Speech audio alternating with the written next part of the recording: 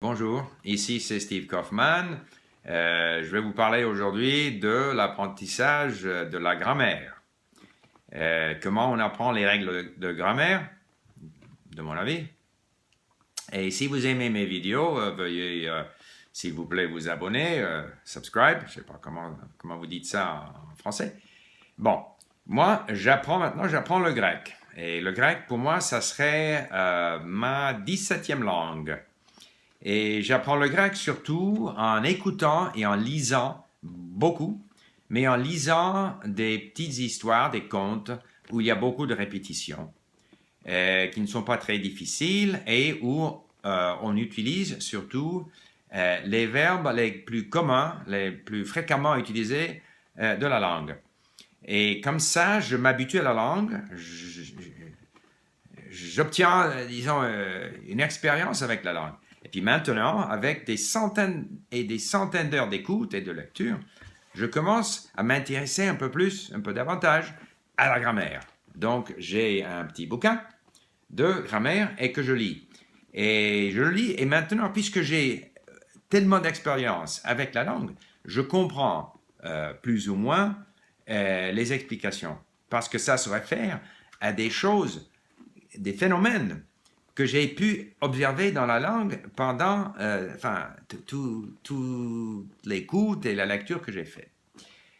Et pour moi, c'est comme ça qu'on apprend la grammaire, parce qu'il y a même un proverbe, c'est du suffitisme, c'est une espèce de philosophie musulmane qui dit on ne peut apprendre que ce qu'on sait déjà. Donc, si on a déjà de l'expérience avec la langue, ben les explications de grammaire font du sens et on a la possibilité de les retenir et puis de pouvoir les utiliser dans sa lecture et puis quand on parle la langue. Et d'ailleurs, je suis toujours en faveur de livres de grammaire où il y a des explications et des exemples, mais pas d'exercice. Je ne fais pas d'exercice de grammaire, je trouve ça ennuyeux et je ne trouve pas que ça m'aide. Mais j'achète des livres de grammaire qui sont aussi minces que possible. Voilà, pour l'italien et pour le français, et voilà. Et même pour le tchèque que j'ai acheté quand j'étais à Prague. Mais c'est comme ça que j'utilise ces petits bouquins. C'est comme un livre de référence après que j'ai obtenu suffisamment d'expérience avec la langue. C'est pourquoi je ne suis pas un grand amateur d'assimile, bien que j'en ai 4. Et c'est parce que assimile confond un peu. Il y a du contenu donc qu'on peut écouter et lire. Il y a des exercices, il y a des explications de grammaire, et puis tout confondu. Je préfère un petit bouquin de grammaire avec des explications sans exercice et des contenus, des choses qu'on peut lire et écouter, mais avec beaucoup de répétitions. Malheureusement, avec Assimile, ça progresse trop vite. Il n'y a pas assez de répétitions, et puis ça devient de plus en plus difficile.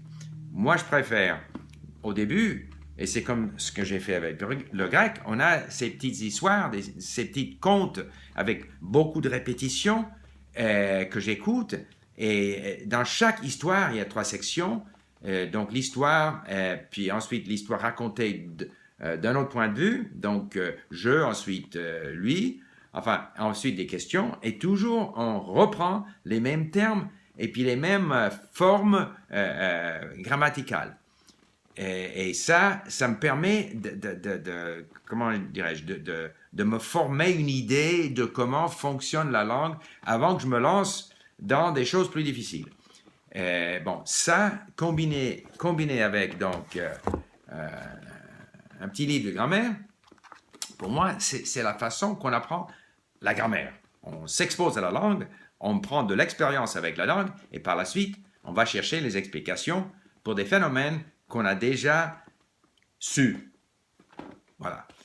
Eh bien, voilà, c'est comme ça que je fais. Oh ouais, j'allais ajouter que, bon, moi, ça m'intéresse, donc j'achète des livres de grammaire, même pour des langues où je n'en ai pas besoin.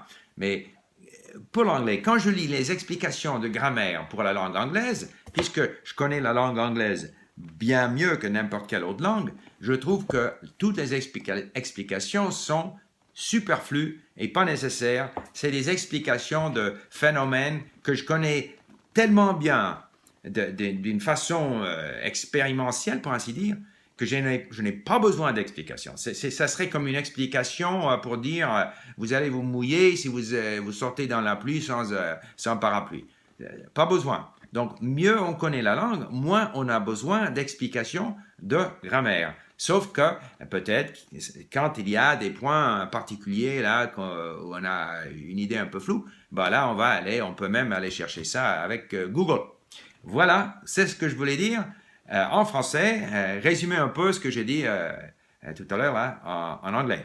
Et félicitations aux Français pour la participation au processus démocratique avec un taux de participation bien plus élevé qu'aux États-Unis, par exemple, et même plus élevé qu'au Canada. Merci, au revoir.